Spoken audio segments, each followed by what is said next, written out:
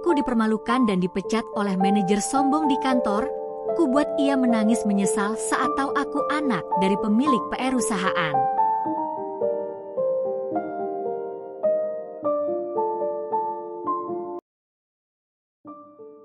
Namaku Diana, seorang perempuan berusia 24 tahun yang baru saja lulus dari universitas ternama di luar negeri dengan gelar di bidang manajemen keuangan. Ayahku adalah seorang pengusaha sukses, pemilik dari berbagai perusahaan besar, namun ia selalu mengajarkan kesederhanaan dan nilai kerja keras. Aku dibesarkan dalam lingkungan yang sangat berbeda dari kebanyakan orang, di mana kekayaan dan status sosial tak pernah membuat ayahku melupakan pentingnya prinsip hidup yang kuat. Ayah selalu menekankan agar kami, anak-anaknya, tidak terlalu menilai dunia berdasarkan harta, tetapi lebih kepada bagaimana kita memberi kontribusi yang berarti melalui usaha dan ketekunan. Ibuku, di sisi lain, cenderung lebih lembut dan memanjakan. Ia ingin agar kami hidup lebih mudah, lebih cepat mendapat kesuksesan, dan selalu mencari cara agar hidup bisa lebih nyaman. Sedangkan ayah mengajarkan aku untuk bekerja keras, ibu sering beranggapan bahwa kehidupan yang lebih sederhana bisa dicapai dengan mengambil jalan pintas, bahkan jika itu berarti memanfaatkan kekayaan keluarga. Setelah lulus, aku kembali ke Indonesia, penuh semangat dengan dunia baru yang terbentang di depan mata. Saat aku tiba, ibuku langsung menyambut dengan antusias. Ia sangat bangga melihat anaknya lulus dari universitas terkenal. Namun, kebanggaan itu segera diikuti dengan rencana besar untuk masa depanku. Diana, kenapa kamu tidak langsung menjadi salah satu direktur di perusahaan ayah? Kamu sudah punya gelar, sudah lulus, dan kamu tahu semua tentang dunia bisnis. Tak perlu lagi menunggu atau bekerja dari bawah, ucap ibuku dengan senyum penuh harap. Aku tahu bahwa tawaran itu datang dari kasih sayang dan keinginan ibuku agar hidupku mudah. Namun, aku merasa bahwa itu bukan jalan yang ingin kuambil. Aku ingin bekerja dari bawah, Bu.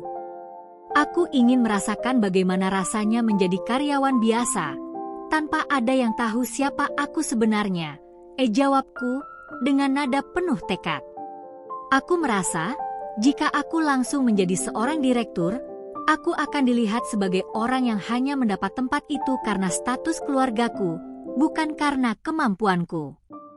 Aku ingin menguji diriku sendiri, melihat apakah aku bisa bertahan dalam dunia bisnis yang keras ini tanpa harus bergantung pada nama besar ayahku. Ibuku tentu saja terkejut dengan keputusan itu. Tapi kamu punya segalanya, Diana. Kenapa harus susah-susah? Kamu bisa langsung memimpin dan semuanya akan lebih mudah, katanya, penuh kekhawatiran. Aku khawatir kamu diperlakukan tidak adil. Tak ada yang tahu seberapa berat dunia luar itu. Aku bisa mengerti kekhawatiran ibuku, namun aku merasa keputusan ini adalah yang terbaik untukku. Aku ingin belajar dari bawah, Bu. Ini keputusan yang sudah kupertimbangkan matang-matang, jawabku dengan penuh keyakinan.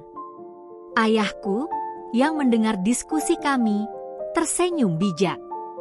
Jika itu yang kamu inginkan, Diana, aku tidak akan menghalangimu.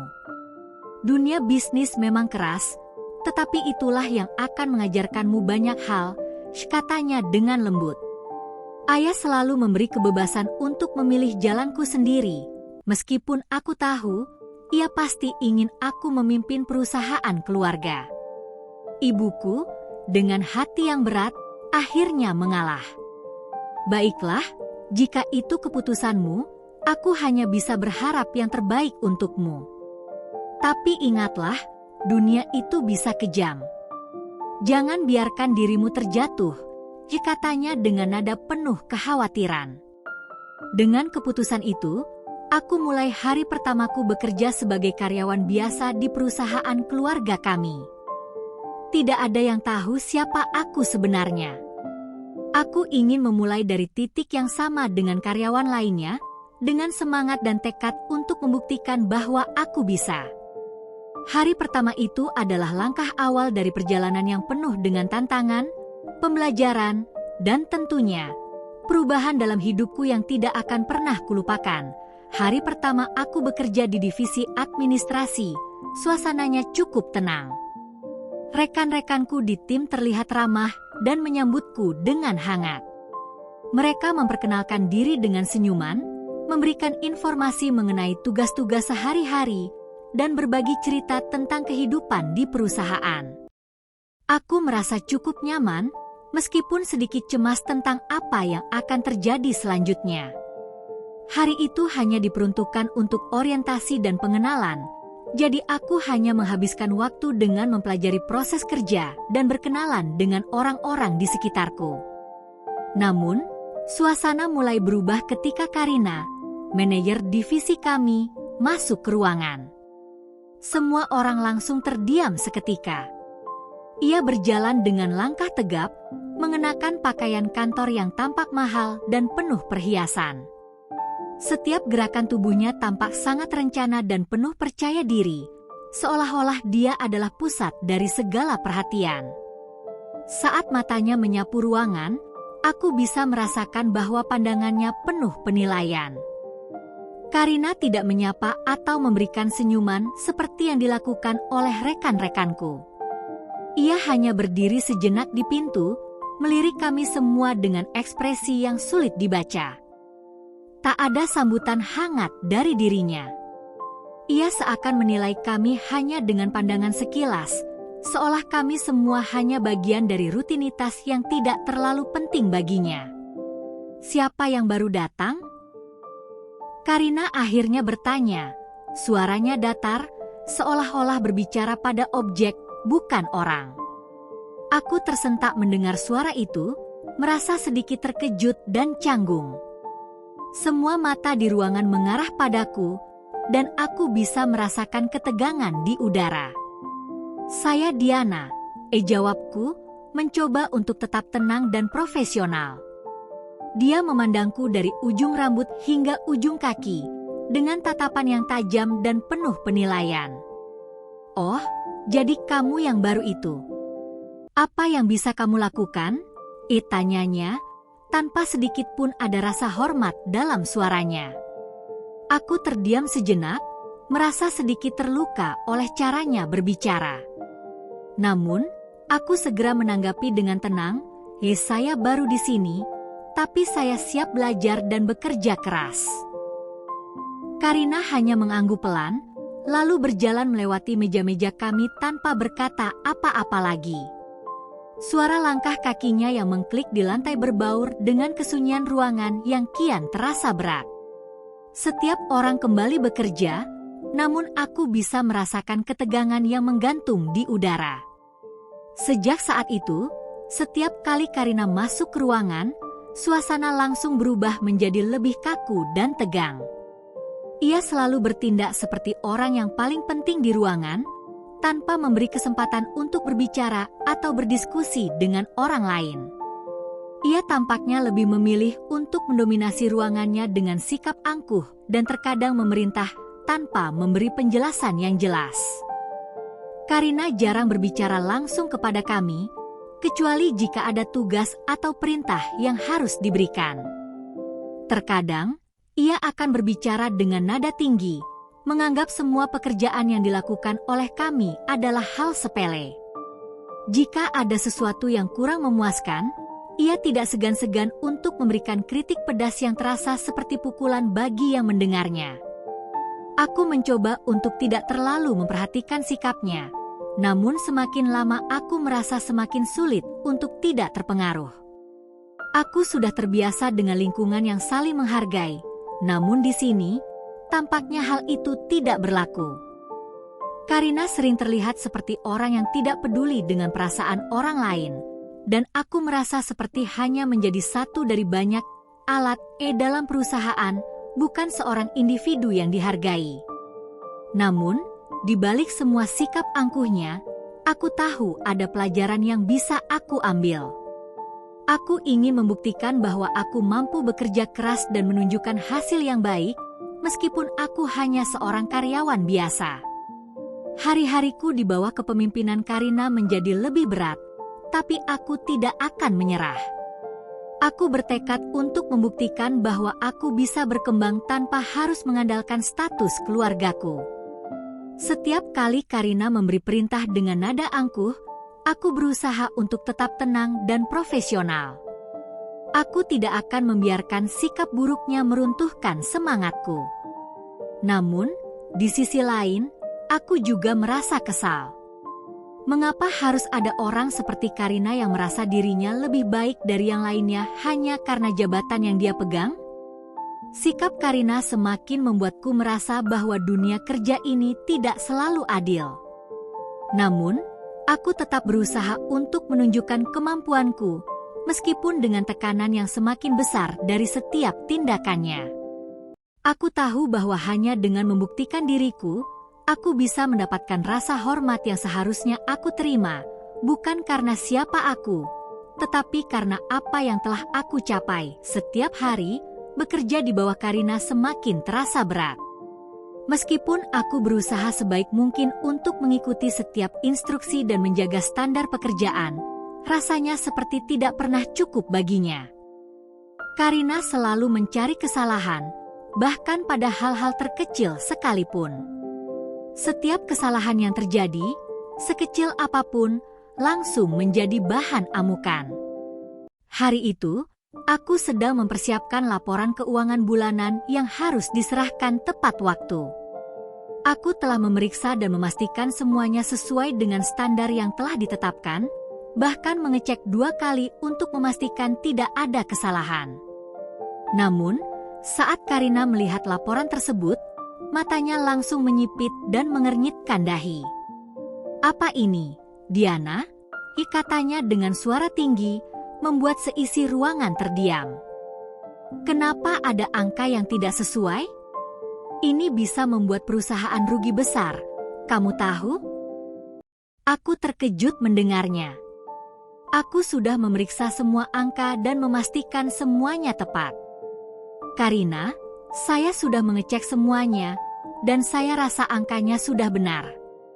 Mungkin ada kesalahan di sistem atau ada data yang belum terupdate," jawabku, berusaha menjelaskan dengan tenang. Namun, Karina tidak ingin mendengarkan penjelasanku. Ia langsung mengangkat tangan, memotong kata-kataku. "Tidak ada alasan. Kamu harus bertanggung jawab atas kesalahan ini. Kamu bahkan tidak tahu bagaimana cara membuat laporan yang benar," ujarnya dengan nada yang menusuk. Suaranya makin keras, dan beberapa rekan kerja mulai menatap dengan canggung.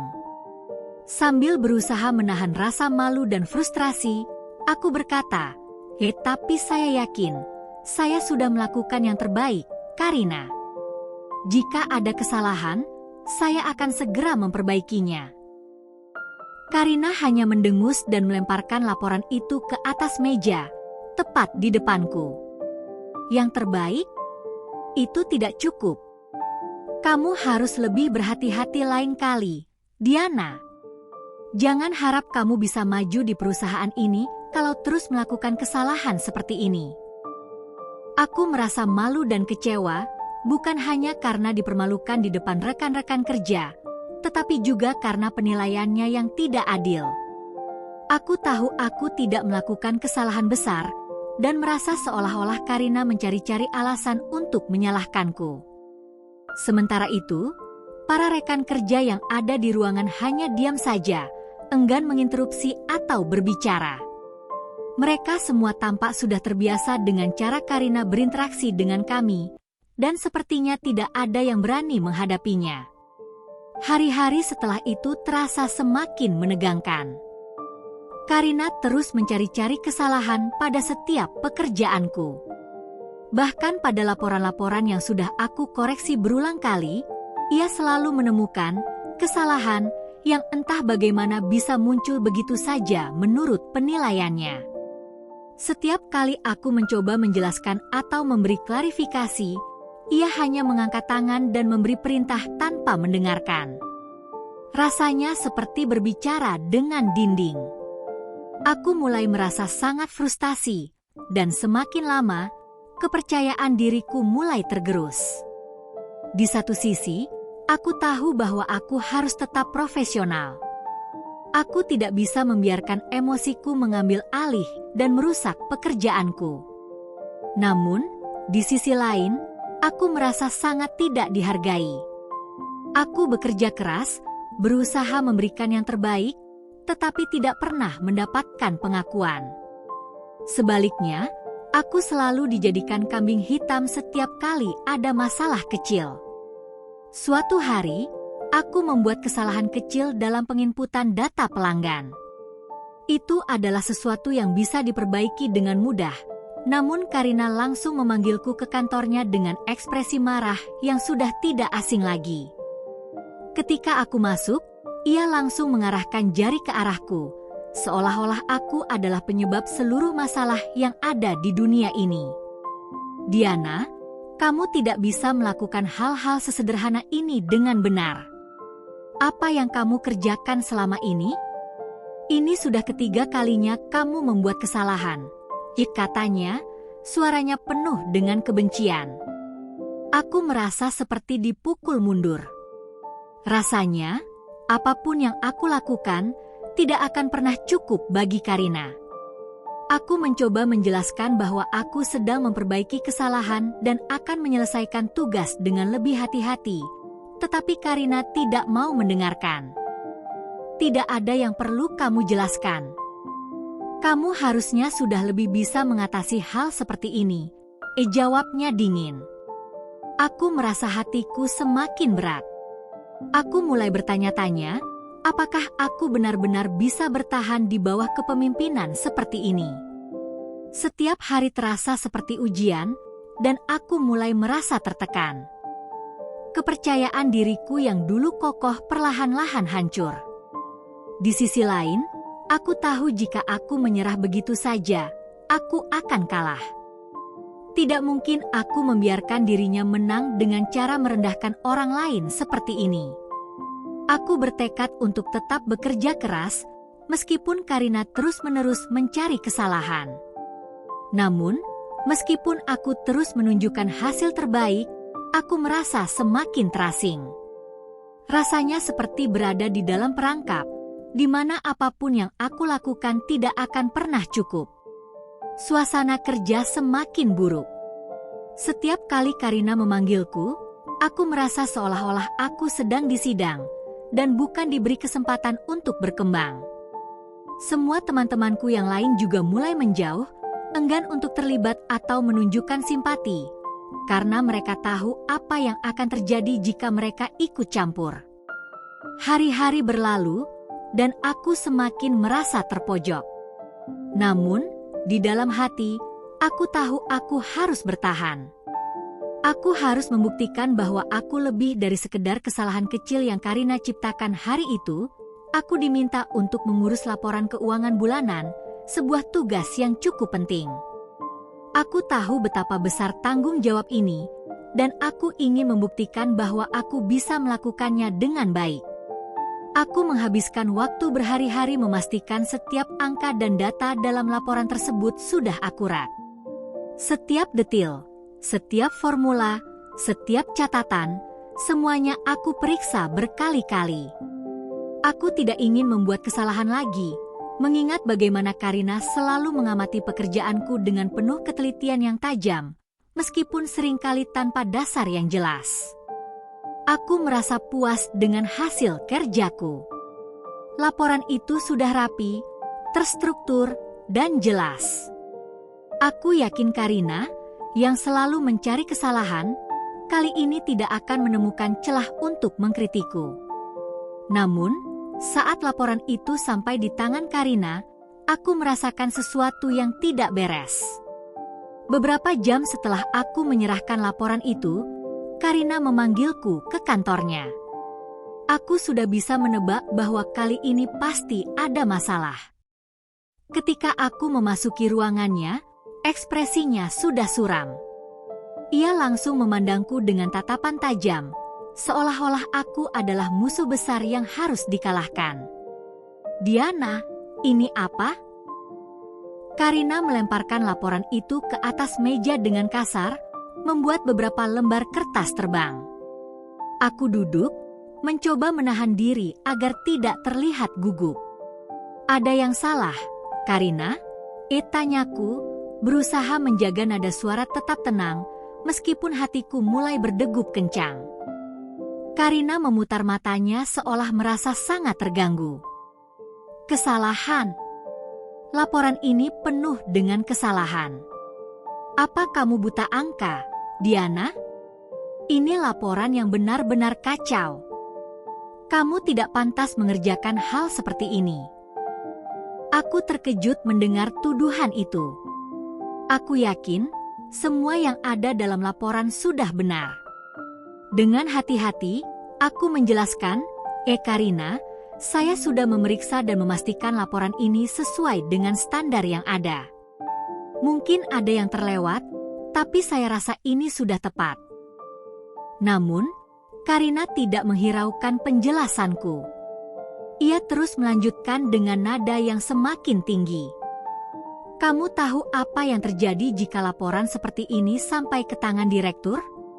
Ini akan merusak reputasi perusahaan. Kamu membuat semuanya kacau, Diana. Ini semua salahmu." Aku merasa malu dan bingung. Semua kerja keras yang aku lakukan, semua waktu yang aku habiskan, sekarang terasa sia-sia.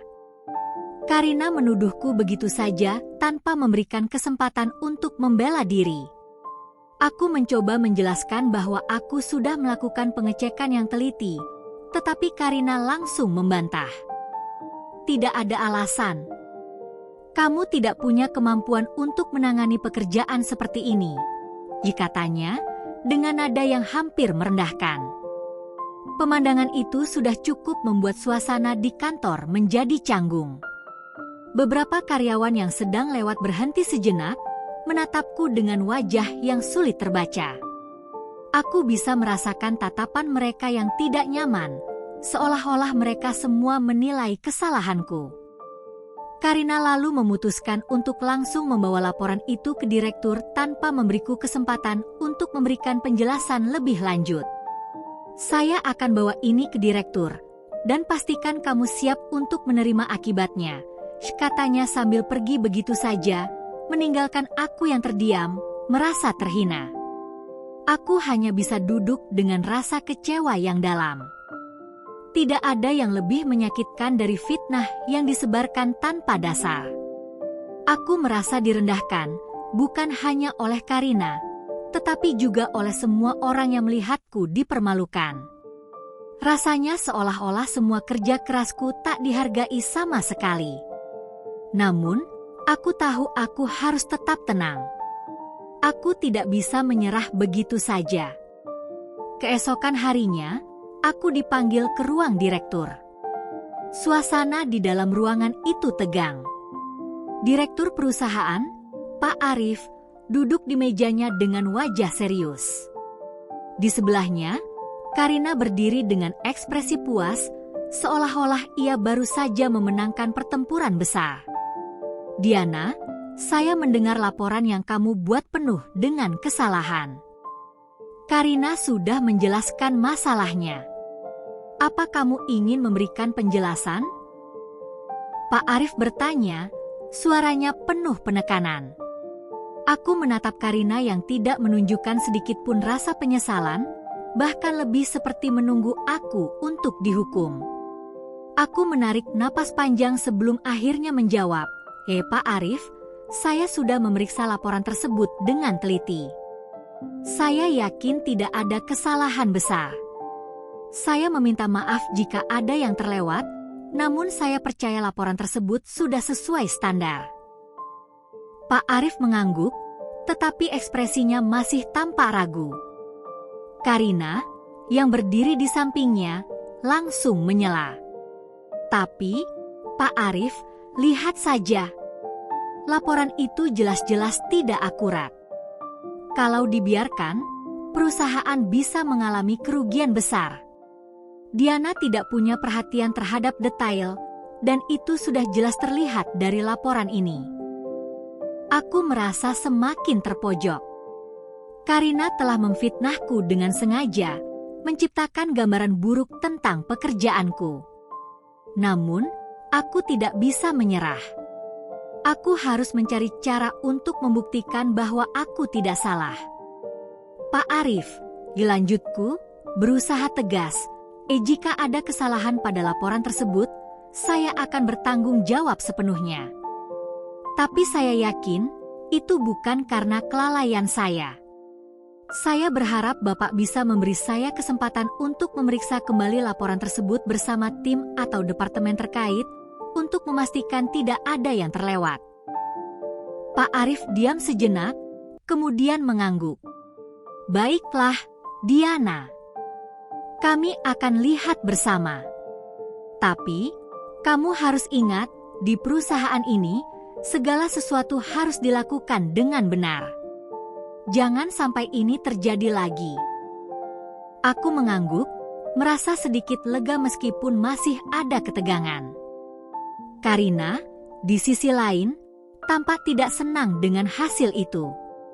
Ia menatapku dengan tatapan tajam, seolah-olah merasa kecewa karena aku masih bisa mempertahankan diriku. Hari itu aku kembali ke meja kerjaku dengan perasaan campur aduk. Aku merasa kemenangan kecil ini tidak sepenuhnya membebaskanku. Karina masih menjadi ancaman yang bisa kapan saja menghabisi reputasiku. Namun, aku tidak akan menyerah. Aku harus lebih hati-hati dan terus bekerja dengan baik, meskipun jalan yang harus aku tempuh penuh dengan rintangan. Setelah insiden laporan yang memalukan itu, aku merasa semakin waspada dengan setiap tindakan Karina.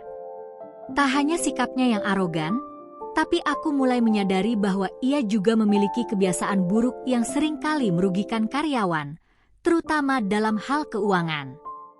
Salah satunya adalah pemotongan gaji yang dilakukan secara sewenang-wenang dan tanpa alasan yang jelas. Pagi itu, aku terlambat 5 menit karena kemacetan di jalan. Meskipun aku sudah berangkat lebih awal, arus lalu lintas yang padat dan beberapa lampu merah membuatku terjebak dalam kemacetan yang tak bisa kuhindari. Aku bergegas masuk ke kantor dengan napas terengah-engah, berharap tidak ada masalah besar akibat keterlambatanku. Namun, begitu aku sampai di meja, aku langsung menerima notifikasi melalui sistem penggajian elektronik yang menunjukkan bahwa gajiku telah dipotong sebesar 1 hari kerja. Aku tidak bisa mempercayai apa yang aku lihat. 5 menit terlambat, itu yang menyebabkan potongan gaji sebesar itu? Aku segera mencari Karina, ingin memastikan apakah ada kesalahan dalam sistem atau jika ada penjelasan lainnya. Namun, ketika aku menemukannya di ruangannya, ekspresinya sama sekali tidak menunjukkan penyesalan. Karina, saya baru saja melihat potongan gaji saya. Kenapa gaji saya dipotong untuk keterlambatan 5 menit? Tanyaku, berusaha tetap tenang meski perasaan frustrasi mulai menggebu di dadaku. Karina hanya memandangku dengan dingin, lalu menjawab dengan nada datar. Itu adalah kebijakan perusahaan. Semua karyawan harus tepat waktu, Diana. Tidak ada toleransi untuk keterlambatan. Aku terdiam sejenak, berusaha mencerna kata-katanya. Tapi, Karina, saya sudah berusaha berangkat lebih awal. Ini karena kemacetan, dan itu di luar kendali saya. Kenapa harus dipotong begitu besar? Karina menatapku dengan tatapan tajam. Tidak ada alasan. Jika kamu tidak bisa datang tepat waktu, kamu harus siap menerima akibatnya. Saya tidak ingin mendengar alasan apapun. Jika kamu terlambat lagi, potongan gaji bisa lebih besar. Aku terkejut dan merasa seolah-olah direndahkan. Potongan gaji 5 menit keterlambatan yang seharusnya bisa dianggap hal kecil, malah menjadi senjata yang digunakan Karina untuk menekan dan mengontrolku. Rasanya sangat tidak adil. Aku sudah bekerja keras dan baru terlambat sekali, tapi kenapa aku harus dihukum begitu keras? Namun, yang paling membuatku marah adalah kenyataan bahwa Karina sendiri sering datang terlambat ke kantor, bahkan lebih parah dari keterlambatanku. Tidak ada sanksi yang diterimanya, tidak ada potongan gaji, seakan-akan ia merasa lebih berhak dan kebal dari peraturan yang ia buat. Banyak karyawan yang sudah mulai berbisik-bisik tentang sikap tidak adil Karina, tetapi mereka semua hanya diam. Takut jika melawan akan berujung pada masalah yang lebih besar. Aku tak bisa tinggal diam. Keterlambatanku mungkin hanya 5 menit, tetapi kebijakan Karina yang sewenang-wenang ini sudah mulai mengganggu banyak orang, termasuk diriku. Aku memutuskan untuk berbicara dengan beberapa rekan kerja tentang masalah ini dan mencari tahu apakah mereka juga mengalami hal yang sama. Ternyata, beberapa karyawan juga merasa diperlakukan tidak adil. Ada yang dipotong gajinya karena alasan yang sama, ada juga yang diancam akan diberhentikan hanya karena terlambat beberapa menit. Namun, tak satu pun dari mereka yang berani menghadap Karina secara langsung. Semua takut akan konsekuensinya. Aku merasa semakin tertekan, namun aku tahu aku tidak bisa hanya diam. Aku memutuskan untuk mencari cara untuk melaporkan ketidakadilan ini. Aku mulai mencari tahu tentang kebijakan perusahaan yang sebenarnya terkait dengan keterlambatan dan potongan gaji. Ternyata, di dalam peraturan perusahaan yang resmi, tidak ada ketentuan yang menyebutkan pemotongan gaji untuk keterlambatan 5 menit. Hanya ada aturan jika keterlambatan tersebut sudah mengganggu kelancaran operasional atau menyebabkan kerugian besar. Artinya, kebijakan Karina untuk memotong gaji karyawan hanya karena terlambat 5 menit adalah tindakan yang melanggar aturan. Aku merasa sedikit lega mengetahui bahwa aku memiliki dasar hukum yang kuat untuk membela diriku, tetapi aku juga sadar bahwa ini bukan hanya tentang aku, ini tentang keadilan untuk semua karyawan yang diperlakukan dengan cara yang sama. Aku harus melangkah lebih jauh. Tapi, seperti biasa, aku tahu bahwa jalan ini tidak akan mudah. Karina sudah membuktikan dirinya sebagai seorang pemimpin yang keras dan tidak mudah diajak berdiskusi. Di satu sisi, aku merasa takut jika melawan Karina akan berakibat buruk bagiku. Namun, di sisi lain, aku merasa bahwa ini adalah saat yang tepat untuk memperjuangkan hak-hak karyawan yang selama ini terabaikan. Jika aku tidak melakukannya, siapa lagi yang akan berbicara? Aku mengumpulkan keberanian dan akhirnya menulis laporan tentang ketidakadilan yang aku alami dan apa yang terjadi di perusahaan. Laporan itu tidak hanya mencakup pemotongan gaji yang tidak masuk akal, tetapi juga perlakuan tidak adil lainnya yang sudah dirasakan oleh beberapa karyawan lainnya. Setelah mempertimbangkan matang-matang, aku memutuskan untuk mengirimkan laporan tersebut kepada direktur perusahaan, Pak Arif, berharap bahwa ia akan mengambil tindakan yang tepat. Aku tahu ini bisa menjadi risiko besar, dan mungkin aku akan menghadapi lebih banyak masalah dengan Karina, tetapi aku sudah terlalu lelah dengan ketidakadilan ini. Hari itu, aku merasa semakin terjebak dalam rutinitas yang penuh ketidakadilan. Setelah menghadapinya dalam beberapa pertemuan yang semakin memanas, aku mulai menyadari bahwa Karina tidak hanya bersikap semena-mena terhadap kami, para karyawan, tetapi ia juga memanfaatkan fasilitas kantor untuk kepentingan pribadinya dengan cara yang sangat tidak profesional.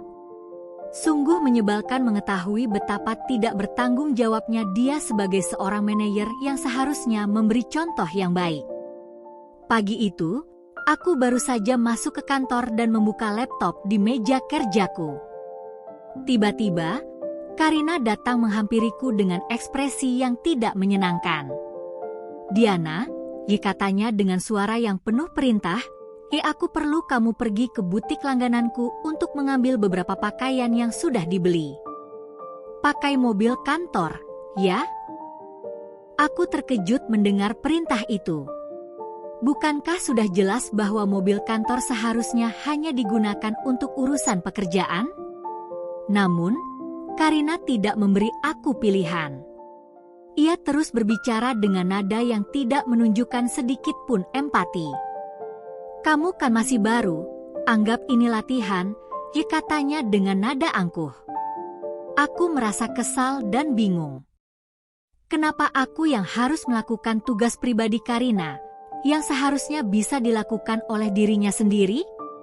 Tapi karena aku masih ingin menjaga hubungan baik dan tak ingin membuat masalah lebih besar, aku hanya mengangguk, meski hatiku sangat tidak nyaman. Aku segera pergi ke tempat parkir dan masuk ke dalam mobil kantor yang disediakan untuk kami. Setiap detik yang aku habiskan dalam perjalanan menuju butik, rasa frustrasiku semakin meningkat. Aku merasa seolah-olah pekerjaan yang aku lakukan di kantor bukan lagi untuk perusahaan, melainkan untuk memenuhi keinginan pribadi Karina yang egois. Tugas yang seharusnya penting, seperti mempersiapkan laporan atau memeriksa keuangan, kini tergantikan oleh hal-hal yang sangat tidak produktif. Setibanya di butik, aku merasa seperti seorang kurir pribadi. Dengan sigap, aku mengambil pakaian-pakaian yang sudah dibungkus dan menyerahkannya kepada pegawai butik yang mengurusnya. Aku merasa sangat terhina, namun aku mencoba untuk tetap menjaga sikap profesional. Sementara itu, di dalam hati aku bergulat dengan perasaan marah dan kecewa. Seharusnya, aku bisa menghabiskan waktu untuk pekerjaan yang lebih penting, tapi Karina jelas-jelas menggunakan posisiku untuk keperluan pribadinya. Sesampainya di kantor, aku langsung kembali ke meja kerjaku dan mencoba fokus pada pekerjaan yang sudah menumpuk. Namun, hatiku masih dipenuhi rasa kesal. Hari-hari berikutnya, aku semakin melihat kebiasaan buruk Karina yang tidak hanya melibatkan tugas-tugas pribadi yang dia serahkan kepada karyawan, tetapi juga pemanfaatan fasilitas kantor yang semakin tidak terkendali. Mobil kantor yang seharusnya digunakan untuk urusan pekerjaan seringkali digunakan untuk bepergian ke tempat-tempat pribadi, seperti salon, pusat perbelanjaan, dan bahkan acara pribadi yang tidak ada kaitannya dengan perusahaan. Karina tampaknya merasa bahwa dia berhak mendapatkan perlakuan istimewa hanya karena posisinya sebagai manajer. Aku mulai berbicara dengan beberapa rekan kerja lainnya tentang masalah ini.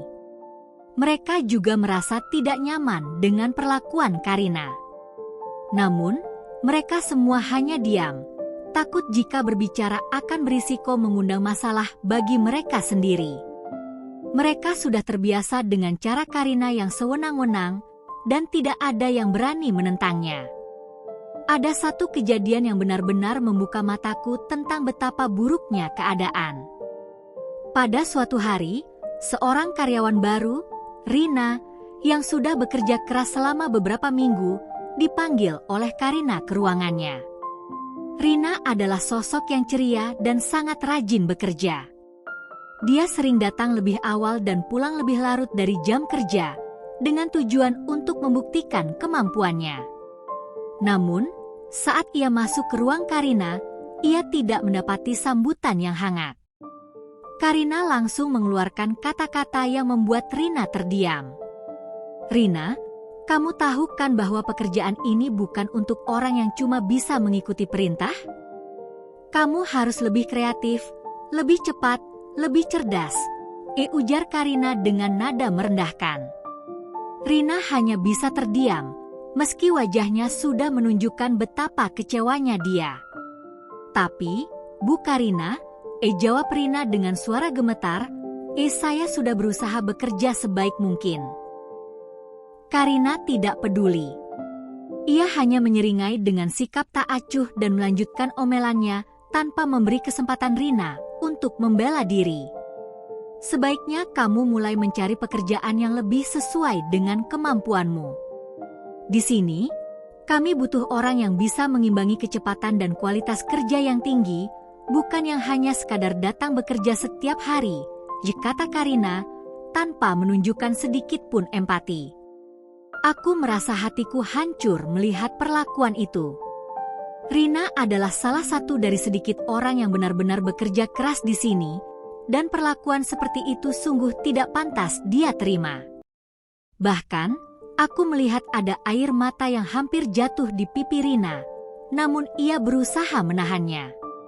Setelah kejadian itu, aku merasa semakin terbeban dengan situasi di kantor. Aku ingin sekali berbuat sesuatu, tapi aku tahu betul bahwa melawan Karina adalah hal yang sangat berisiko.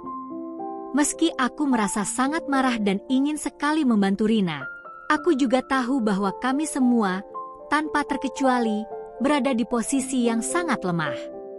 Bahkan, para karyawan yang sudah lama bekerja di sini dan lebih berpengalaman pun takut untuk melawan. Mereka sudah terjebak dalam lingkaran ketakutan dan ketidakpastian yang diciptakan oleh Karina. Namun, meskipun begitu, aku mulai merasa bahwa aku tidak bisa hanya diam lagi. Setiap hari aku mendengar lebih banyak keluhan dari rekan-rekanku, dan semakin banyak karyawan yang merasa tak dihargai. Ada yang mulai terlihat lelah, bahkan depresi. Beberapa orang bahkan mulai mengajukan pengunduran diri, meskipun mereka tahu betul bahwa mencari pekerjaan baru di tengah kondisi ekonomi yang sulit bukanlah hal yang mudah. Aku merasa semakin sulit untuk hanya mengabaikan ketidakadilan ini. Pada satu titik, aku sadar bahwa aku harus melakukan sesuatu. Aku mulai menyusun rencana untuk mengumpulkan bukti-bukti tentang tindakan Karina yang tidak profesional dan menyusahkan banyak orang di kantor. Aku merasa ini adalah satu-satunya cara agar keadilan bisa tercapai, tidak hanya untuk diriku sendiri, tetapi juga untuk rekan-rekanku yang terjebak dalam ketidakadilan yang sudah berlangsung terlalu lama.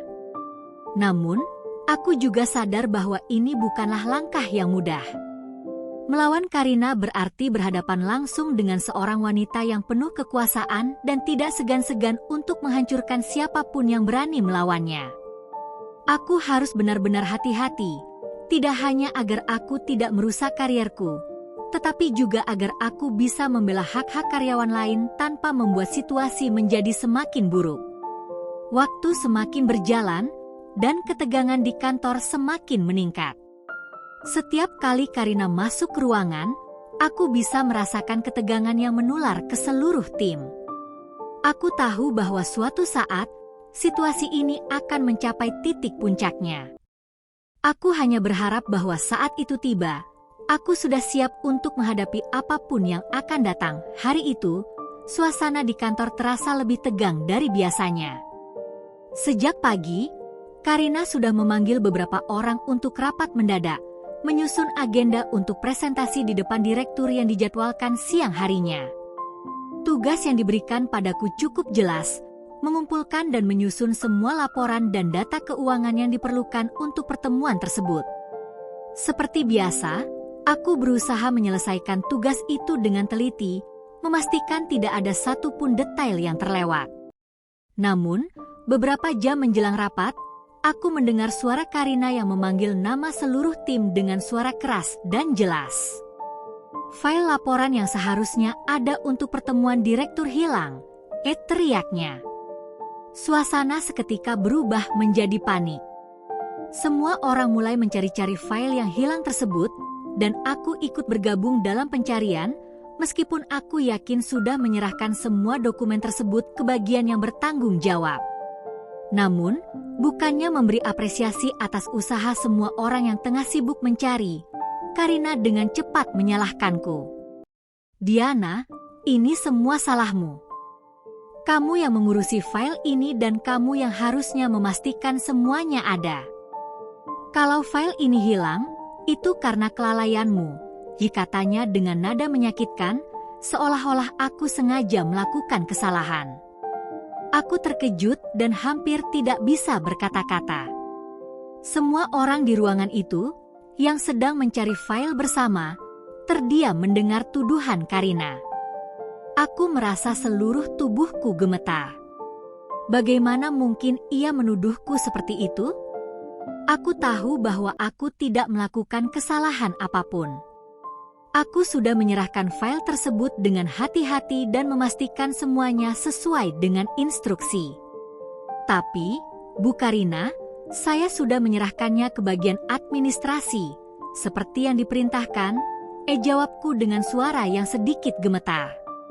Saya yakin file itu sudah diterima oleh mereka. Namun, Karina hanya menyeringai dan berkata dengan nada mengejek, kamu tidak berhak memberi alasan. Kamu yang mengurusnya, jadi kamu yang harus bertanggung jawab.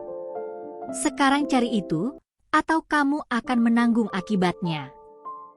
Semua mata kini tertuju padaku, dan aku merasa seperti terjebak dalam sebuah perangkap yang tidak aku buat. Seluruh tim diam, beberapa di antara mereka terlihat bingung, sementara yang lainnya hanya menatapku dengan ragu. Aku tahu, dari ekspresi wajah mereka semua tahu bahwa aku tidak bersalah. Namun, tak ada yang berani bicara atau membela. Sebagai karyawan biasa, siapa yang akan berani melawan Karina yang begitu kuat dan berkuasa? Aku memutuskan untuk tetap tenang dan mencari file itu bersama rekan-rekan yang lain, meskipun hatiku terluka. Selama berjam-jam, kami mencari di setiap sudut kantor, memeriksa setiap meja, dan memastikan tidak ada yang terlewat. Rasanya semakin lama aku di sini, semakin aku merasa bahwa ini adalah tekanan yang tidak adil. Aku bukanlah orang yang ingin mencari masalah, tetapi sikap Karina yang terus-menerus menyalahkan aku tanpa alasan membuatku hampir putus asa.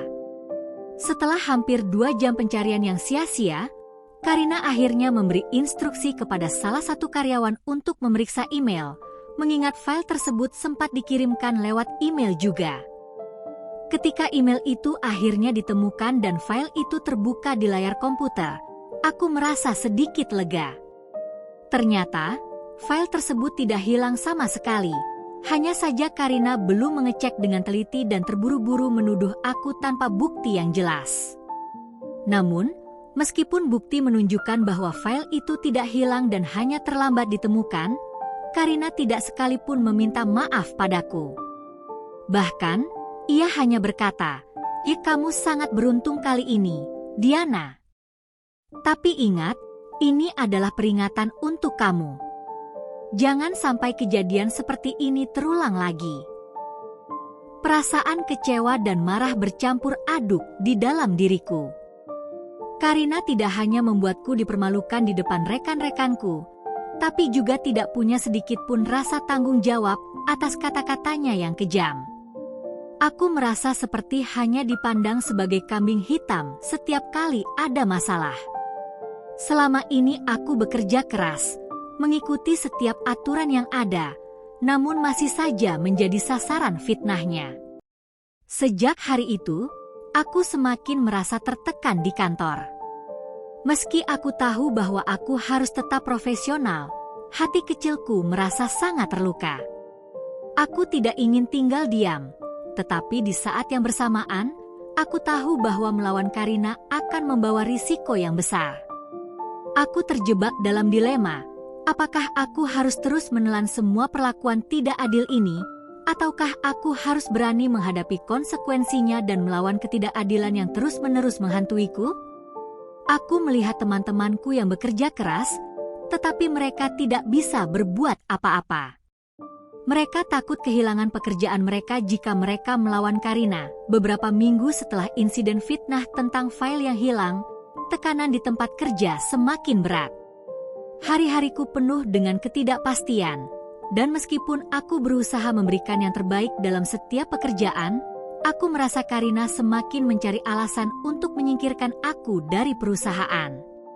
Aku tahu bahwa sikap Karina yang menyebalkan itu semakin mengarah pada sebuah tujuan, memecatku. Suatu pagi, saat aku sedang duduk di mejaku dan menyiapkan laporan keuangan, seorang staf HR datang ke mejaku dan memberitahukan bahwa aku dipanggil ke ruang HR. Kata-kata itu terdengar seperti petir yang menyambar. Aku merasa perutku mual, dan detak jantungku semakin kencang. Aku sudah merasa ada yang tidak beres, Namun tidak pernah aku bayangkan bahwa ini akan terjadi begitu cepat. Silakan datang ke ruang HR, Diana.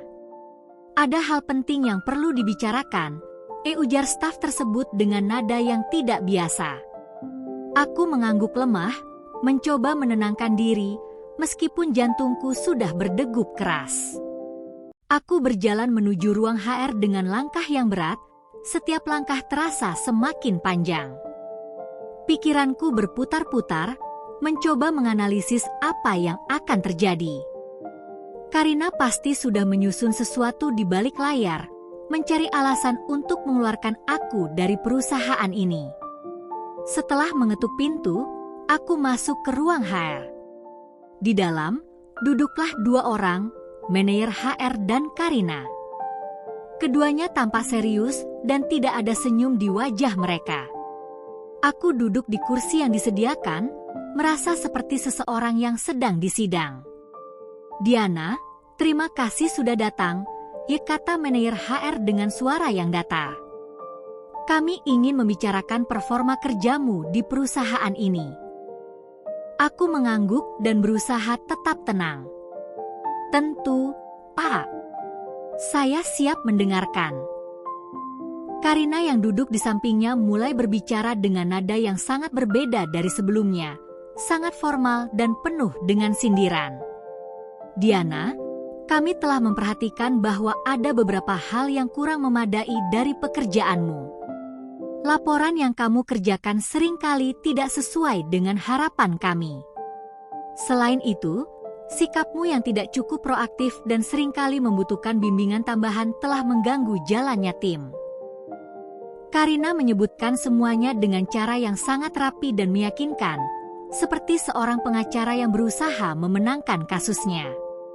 Aku ingin berbicara dan menjelaskan, tapi aku tahu itu akan sia-sia. Karina sudah membuat penilaian yang berat sebelah, dan tidak ada ruang bagiku untuk membela diri.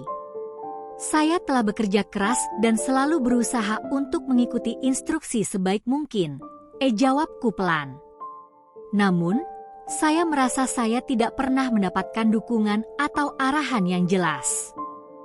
Terkadang, saya bahkan merasa diberi tugas yang tidak sesuai dengan kemampuan saya. Manajer HR menatapku sebentar, lalu beralih ke Karina.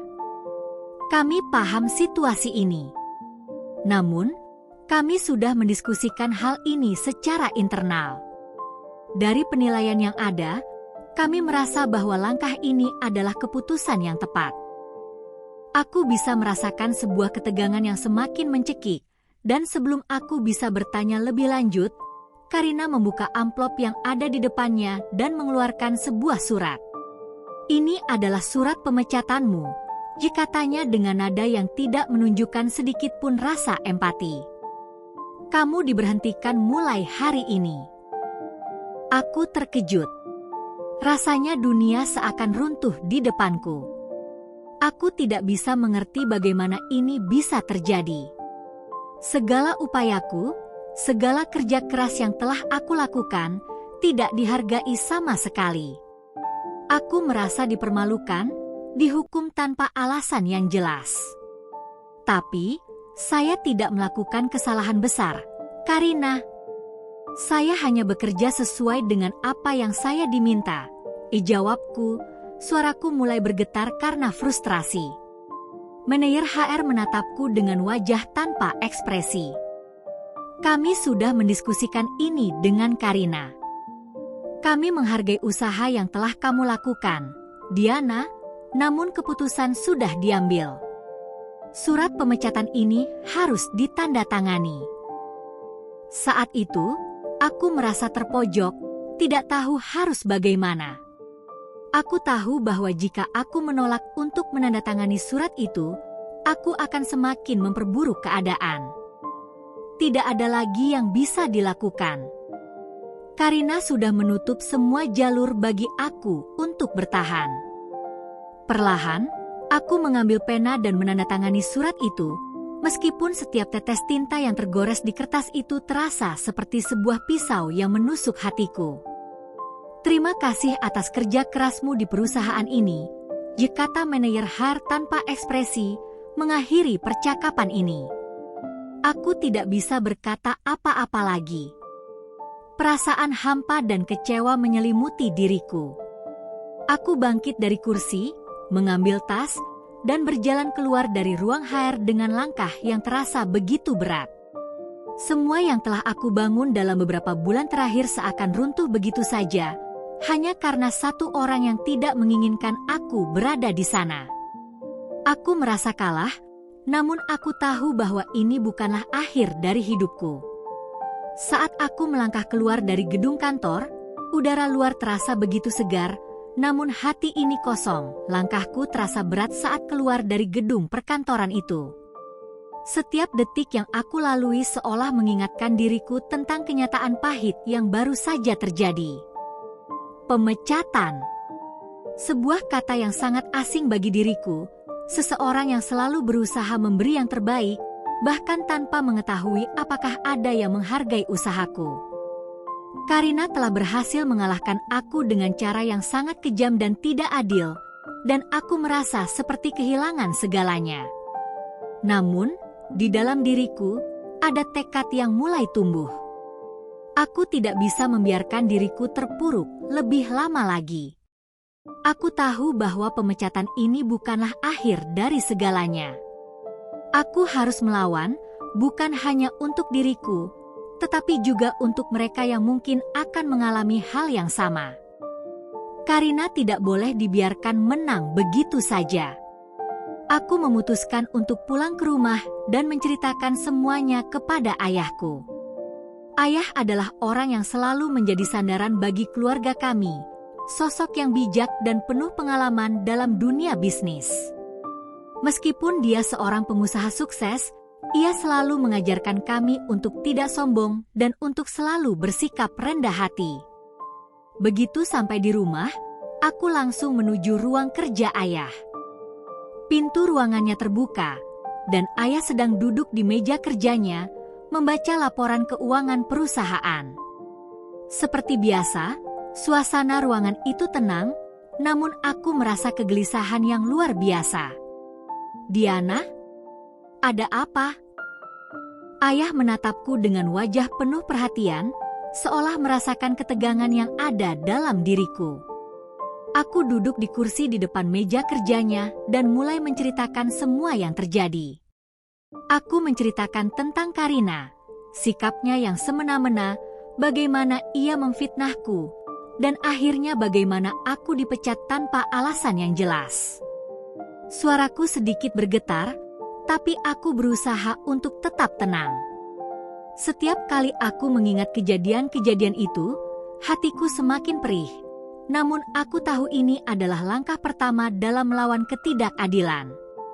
Ayah mendengarkan dengan seksama, tidak menyela, hanya sesekali mengangguk-anggukkan kepala. Setelah aku selesai bercerita, suasana di ruangan itu terasa sangat hening, seakan-akan ayah sedang mencerna semua yang baru saja aku katakan. "Tenang saja, Diana," kata ayah dengan suara yang dalam dan penuh ketenangan. "Ini saatnya kita berbuat sesuatu." Aku menatap ayah dengan mata yang mulai berkaca-kaca. "Apa yang bisa kita lakukan, ayah?" Aku sudah merasa seperti semuanya sudah berakhir. Aku bahkan tidak tahu apakah aku masih memiliki tempat di dunia ini setelah apa yang terjadi. Ayah tersenyum lembut, meskipun aku bisa melihat kilatan serius di matanya. "Diana, hidup tidak selalu berjalan mulus. Kadang, kita akan menemui hambatan yang terasa sangat besar, seperti tembok yang sulit dihancurkan. Tapi ingat, tembok itu tidak akan bertahan selamanya. Kita akan membuat Karina tahu bahwa tidak ada orang yang boleh bertindak sewenang-wenang hanya karena kekuasaan atau kedudukan." Aku menunduk, mencerna kata-kata ayah. Meskipun hatiku masih diliputi kebingungan dan kekecewaan, aku mulai merasakan semangat baru muncul dalam diriku. Aku tidak ingin menjadi korban, aku ingin melawan. Aku ingin membuktikan bahwa ada keadilan, meskipun dunia ini terkadang terasa tidak adil.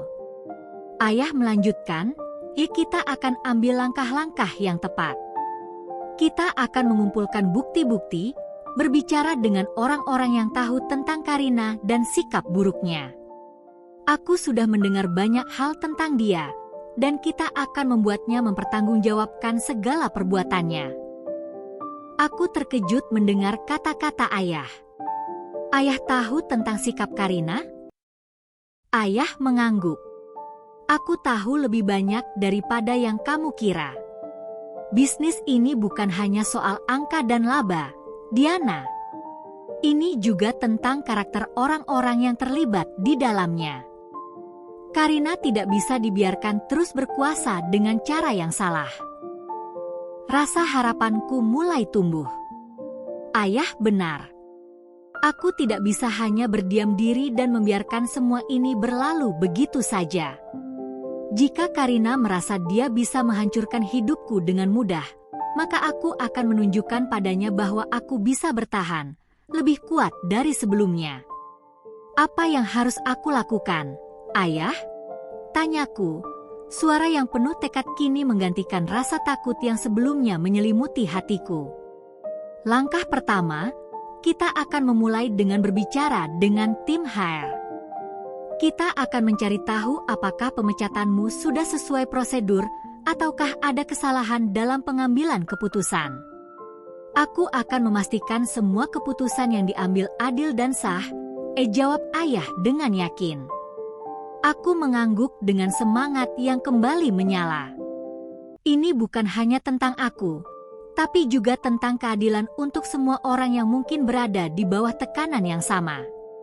Aku merasa, untuk pertama kalinya, bahwa aku memiliki kekuatan untuk mengubah keadaan. Terima kasih, Ayah, kataku dengan suara yang penuh rasa terima kasih. Aku tidak akan menyerah. Aku akan berjuang untuk diri aku sendiri dan untuk orang-orang yang mungkin tidak berani melawan. Ayah tersenyum bangga. Itulah semangat yang aku harapkan dari anakku. Ingat, Diana, kamu lebih kuat dari yang kamu kira. Tidak ada yang bisa menghentikanmu jika kamu tahu apa yang benar. Aku merasa seolah-olah sebuah beban telah terangkat dari pundakku.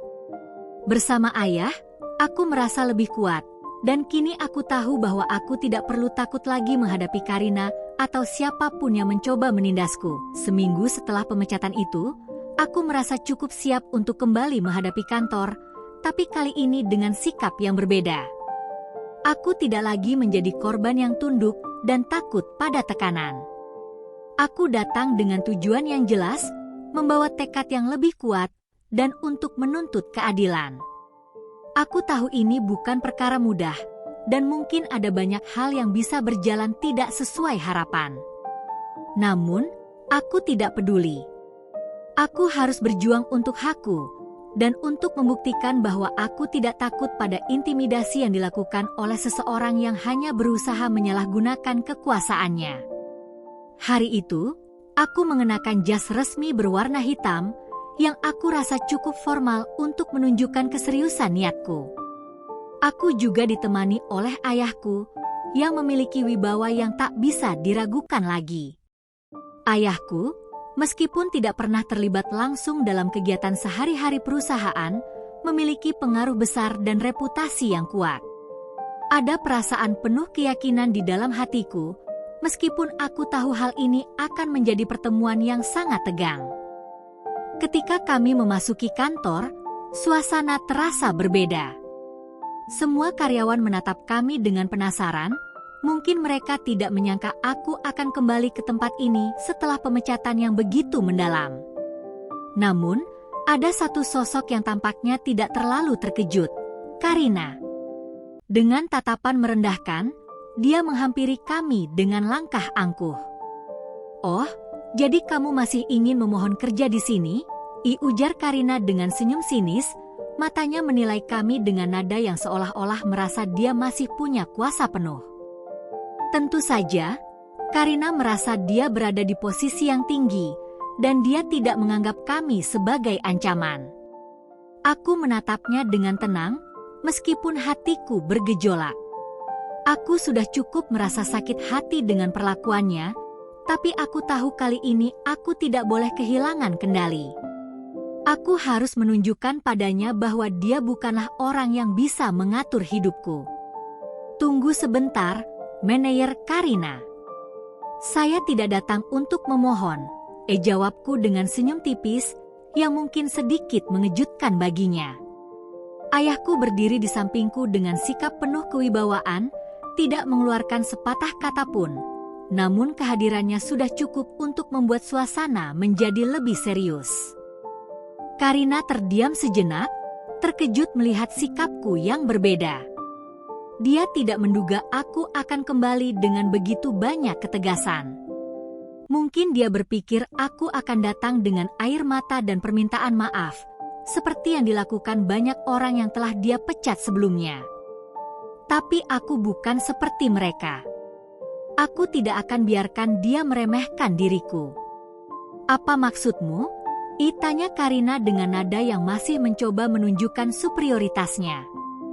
Saya datang untuk berbicara dengan tim HR dan manajemen perusahaan mengenai keputusan pemecatan saya yang tidak sesuai prosedur dan tanpa alasan yang jelas, jawabku, menatapnya dengan mata yang penuh ketegasan.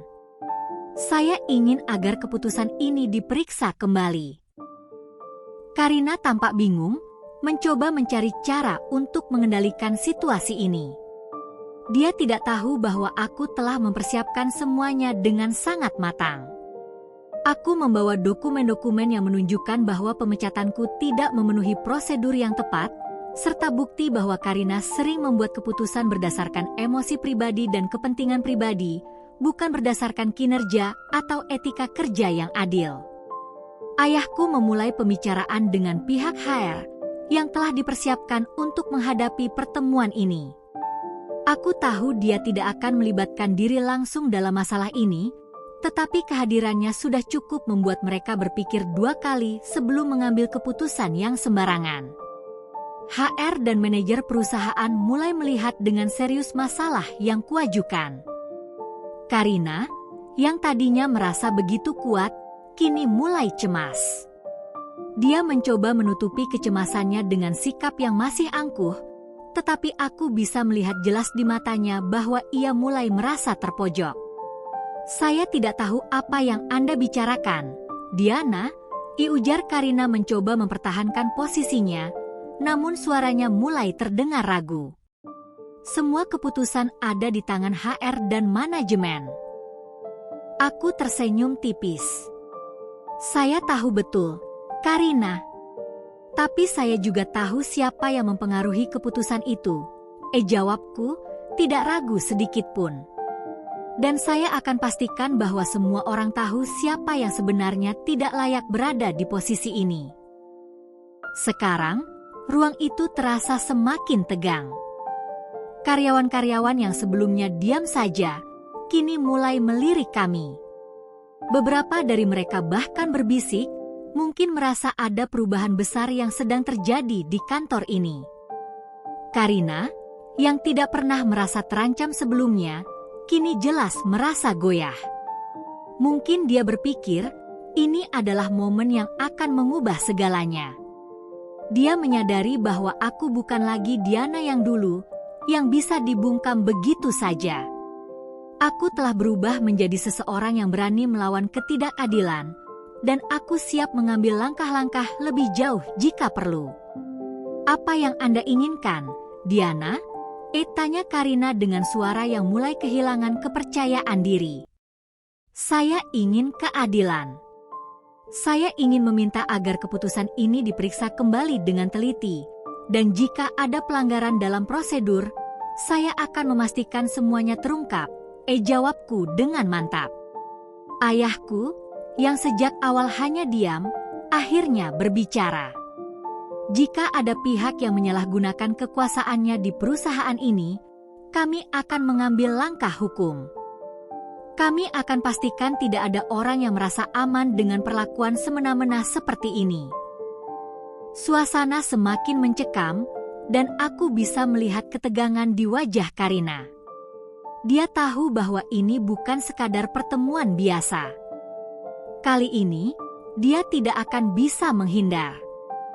Keputusan-keputusan yang dibuat dengan ego dan penyalahgunaan kekuasaan harus dipertanggungjawabkan.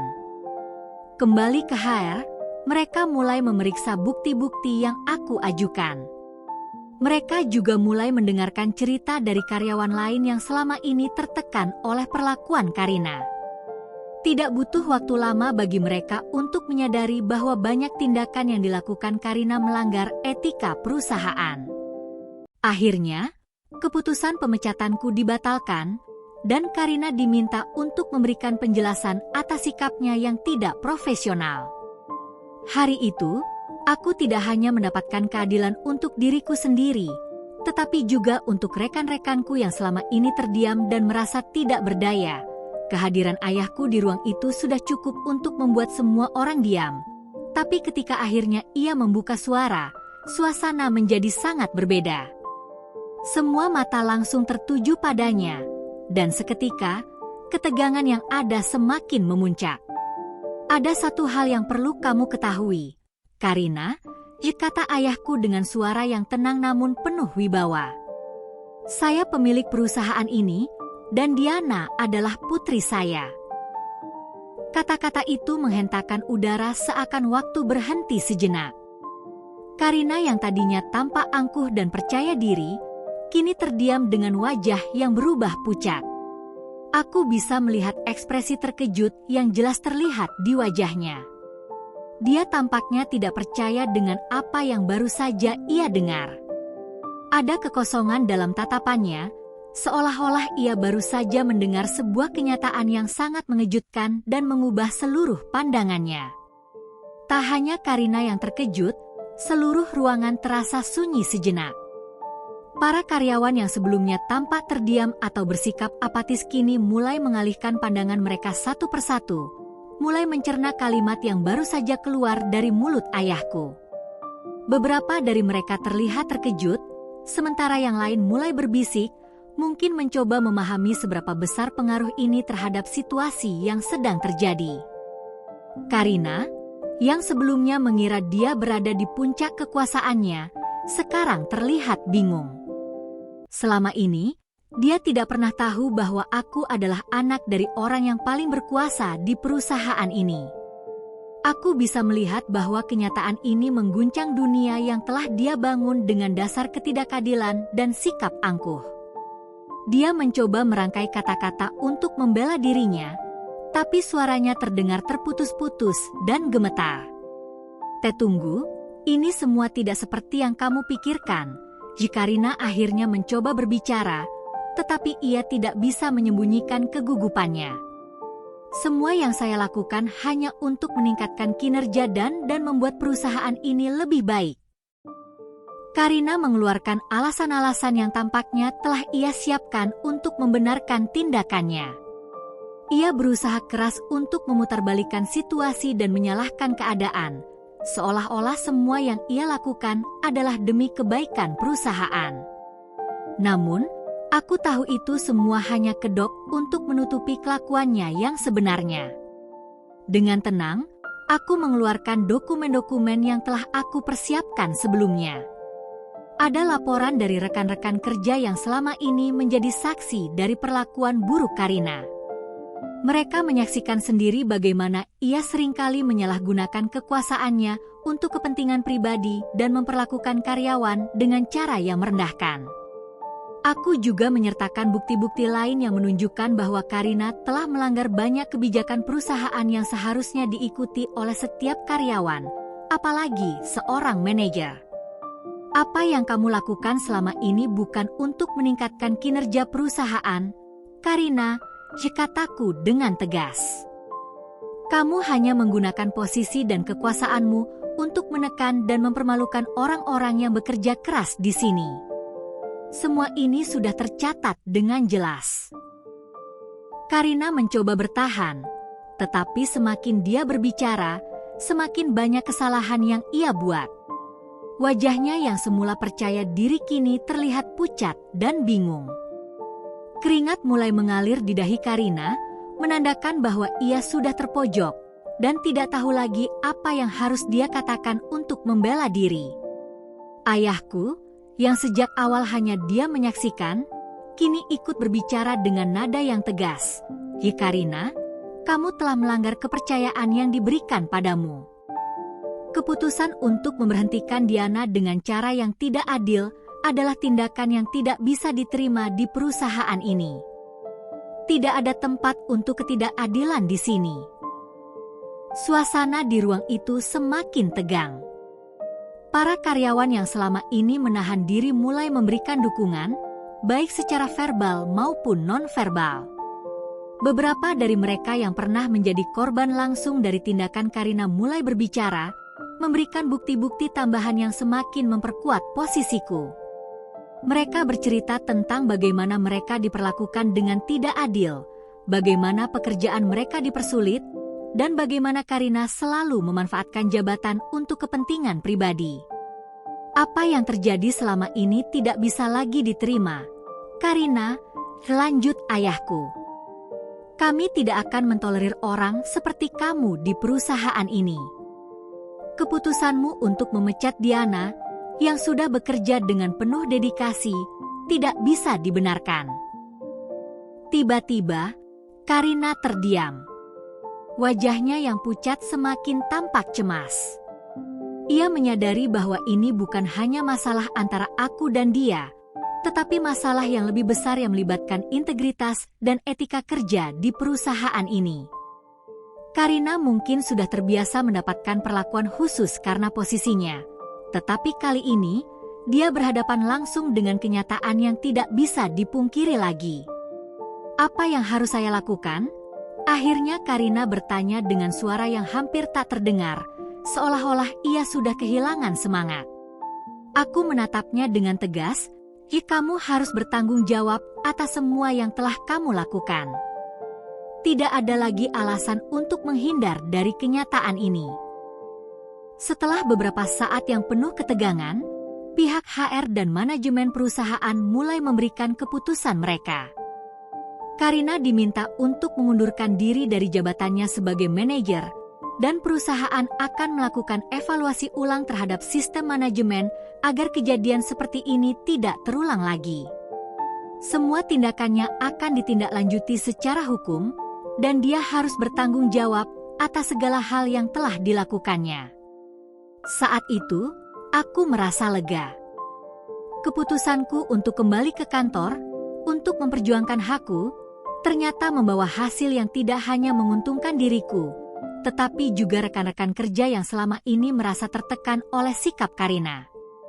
Aku merasa bangga, tidak hanya karena berhasil mengatasi tantangan ini, tetapi juga karena aku berhasil menunjukkan bahwa keberanian untuk melawan ketidakadilan itu sangat penting. Dan pada akhirnya, aku tahu bahwa ini adalah awal dari perjalanan baru, di mana aku tidak hanya menjadi bagian dari perusahaan, tetapi juga seseorang yang berani untuk memperjuangkan apa yang benar. Karina berjalan keluar dari ruang manajer dengan langkah tergesa-gesa, matanya yang dulu penuh rasa percaya diri kini tampak kosong dan penuh penyesalan. Kejadian ini begitu mengguncang dirinya. Tidak hanya kehilangan jabatan yang selama ini ia banggakan, tetapi juga wajahnya yang tergores dengan aib di hadapan seluruh staf perusahaan. Bahkan, meski ia mencoba berjalan dengan kepala tegak, tampaknya setiap langkahnya semakin terasa berat, seolah bebannya bertambah setiap kali ia melangkah. Setelah pertemuan itu, keputusan ayahku untuk memberhentikan Karina segera dilaksanakan. Keputusan tersebut disampaikan dengan tegas di depan semua staf. Meskipun Karina memiliki pengaruh yang kuat, posisinya kini telah dicabut tanpa ada ruang untuk membantah. Tindakannya yang selama ini merugikan banyak orang akhirnya harus mendapatkan konsekuensinya. Di ruang HR, aku melihat Karina duduk di kursi dengan wajah yang semakin murung. Sambil menunggu penyelesaian administrasi pemecatannya, aku bisa mendengar percakapan antara HR dan Karina. Mereka memberitahunya bahwa tidak hanya posisinya yang dicabut, tetapi juga gajinya akan dipotong sebagai pengganti kerugian yang ia sebabkan selama ini. Bahkan beberapa proyek yang sudah ia tangani akan dievaluasi ulang karena adanya dugaan penyalahgunaan dana dan sumber daya. Aku tidak bisa menahan diri untuk tidak merasakan sedikit lega. Aku tahu bahwa meskipun ini bukanlah langkah yang mudah untukku, tetapi ini adalah keadilan yang sudah seharusnya diterima Karina. Selama berbulan-bulan, aku menyaksikan perlakuannya yang merendahkan, mempermalukan, dan menginjak-injak martabat orang lain. Kini saatnya dia menghadapi akibat dari setiap keburukan yang ia lakukan. Ayahku, yang sebelumnya hanya diam dengan bijak, akhirnya memberikan peringatan keras kepada seluruh staf perusahaan. Dalam rapat manajerial yang diadakan setelah kejadian itu, ayahku berbicara dengan suara yang penuh wibawa, memastikan bahwa seluruh tim mengetahui pesan yang jelas dari kejadian ini. Perusahaan ini bukan hanya tentang profit dan angka-angka yang tercatat di laporan keuangan, katanya dengan tegas. Ini juga tentang nilai-nilai yang kita anut, nilai kejujuran, keadilan, dan saling menghargai. Jangan pernah ada satu orang pun yang merasa bisa menginjakkan kaki di atas orang lain hanya karena kekuasaan. Jika ada yang melanggar prinsip-prinsip ini, maka akan ada konsekuensi yang sama seperti yang terjadi pada Karina. Suasana di ruang rapat itu terasa tegang, namun juga penuh penghormatan. Aku bisa melihat betapa para staf yang dulunya merasa tertekan oleh sikap Karina kini mulai merasa lega. Beberapa dari mereka memberikan tatapan yang penuh rasa terima kasih, seolah mereka menyadari bahwa mereka tidak lagi berada di bawah bayang-bayang ketidakadilan. Peringatan ayahku bukan hanya untuk Karina, tetapi juga untuk seluruh karyawan yang bekerja di perusahaan ini. Sebuah pesan jelas bahwa setiap orang di sini dihargai, tidak peduli seberapa besar jabatan atau posisi yang mereka miliki. Jika mereka melakukan kesalahan, tidak ada satu orang pun yang kebal dari akibatnya. Karina, yang kini sedang memproses pemecatannya, akhirnya menyadari bahwa semuanya sudah terlambat. Dia terlihat menundukkan kepala, seolah-olah tidak ada yang bisa dia lakukan lagi. Perasaannya pasti sangat bercampur aduk, kesal, marah, dan mungkin merasa dirinya dikhianati oleh sistem yang selama ini ia percayai. Namun kenyataan bahwa ia telah diturunkan dari jabatan tinggi dan dihukum secara finansial membuatnya sadar bahwa kesombongannya selama ini telah berbuah pahit. Saat Karina melangkah keluar dari gedung kantor, aku bisa merasakan suasana di sekitar kami kembali menjadi lebih tenang. Beberapa staf yang sempat melihatnya berusaha menghindari kontak mata, mungkin karena mereka merasa canggung atau takut jika ada yang berprasangka. Namun aku merasa lebih ringan, beban yang selama ini menggelayuti perusahaan dan diriku perlahan-lahan mulai hilang.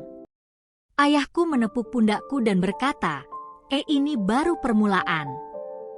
Perusahaan ini akan terus berkembang, bukan hanya dari angka, tetapi dari integritas dan semangat kerja yang kita bangun bersama. Aku mengangguk, merasa lebih yakin dengan keputusan yang kuambil untuk berdiri melawan ketidakadilan. Ini bukan hanya soal aku atau Karina, tetapi tentang menciptakan lingkungan kerja yang sehat, adil, dan penuh rasa hormat. Kini aku tahu bahwa meskipun jalan menuju keadilan itu tidak mudah, perjuangannya akan selalu berharga. Hari itu, aku pulang dengan perasaan lega, namun juga penuh semangat. Kemenangan ini bukan hanya tentang diriku, tetapi tentang semua orang yang berani berbicara, yang berani melawan ketidakadilan, dan yang berani memperjuangkan kebenaran. Setelah kejadian itu, semuanya berubah. Karina, yang dulu merasa tak tergantikan dan berkuasa, kini hanya menjadi bagian dari masa lalu perusahaan. Tempatnya telah digantikan oleh seorang manajer yang jauh lebih baik, seseorang yang tidak hanya kompeten, tetapi juga penuh rasa hormat terhadap setiap karyawan. Semua orang di kantor mulai merasa suasana kerja mereka kembali menjadi lebih baik, lebih terbuka, dan lebih jujur. Kepercayaan yang sempat terkikis kini kembali dibangun. Aku pun kembali bekerja di perusahaan, namun kali ini dengan tanggung jawab yang lebih besar. Ayahku memberikan izin untuk memperbaiki manajemen di divisi tempat aku dulu bekerja, memberi kesempatan untuk mengimplementasikan nilai-nilai yang selama ini aku pegang teguh. Aku diminta untuk membantu dalam merancang kebijakan baru yang lebih adil dan transparan, untuk memastikan setiap karyawan diperlakukan dengan hormat dan dihargai.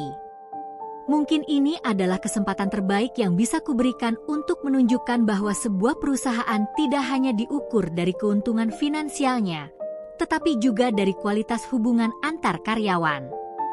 Hari-hari pertama di posisi baruku memang tidak mudah. Ada banyak tantangan yang harus aku hadapi, termasuk menjaga agar perubahan yang aku rencanakan bisa diterima dengan baik oleh seluruh tim. Namun, aku merasa lebih siap menghadapi semua itu. Setiap keputusan yang aku buat selalu berusaha untuk menciptakan lingkungan yang lebih positif dan mendukung pertumbuhan setiap individu di dalam perusahaan. Karina, di sisi lain, harus menerima kenyataan pahit. Dia kini jauh dari jangkauan posisi tinggi yang pernah ia miliki. Meski ia sempat berusaha mencari peluang di perusahaan lain, namun reputasinya yang tercemar tak bisa begitu saja hilang. Karina akhirnya belajar dengan cara yang sangat keras bahwa kesombongan dan perlakuan tidak adil terhadap orang lain hanya akan membawa kehancuran pada dirinya sendiri. Aku tidak tahu bagaimana kehidupannya sekarang, tetapi aku berharap ia bisa merenungkan segala kesalahannya dan berubah menjadi lebih baik. Aku merasa bangga dengan perjalanan yang telah kujalani. Dari seorang karyawan biasa yang diperlakukan semena-mena hingga akhirnya berada di posisi yang lebih tinggi, perjalanan ini bukan hanya tentang mencapai kesuksesan secara profesional, tetapi juga tentang pembelajaran yang lebih dalam tentang kehidupan. Aku belajar bahwa kerja keras, kesederhanaan, dan menghormati orang lain adalah pelajaran yang tak ternilai harganya.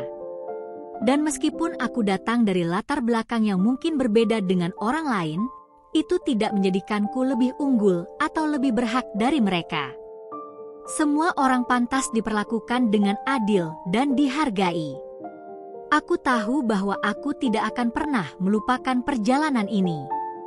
Setiap hambatan, setiap ketidakadilan yang aku hadapi telah mengajarkanku untuk menjadi lebih kuat dan lebih bijaksana.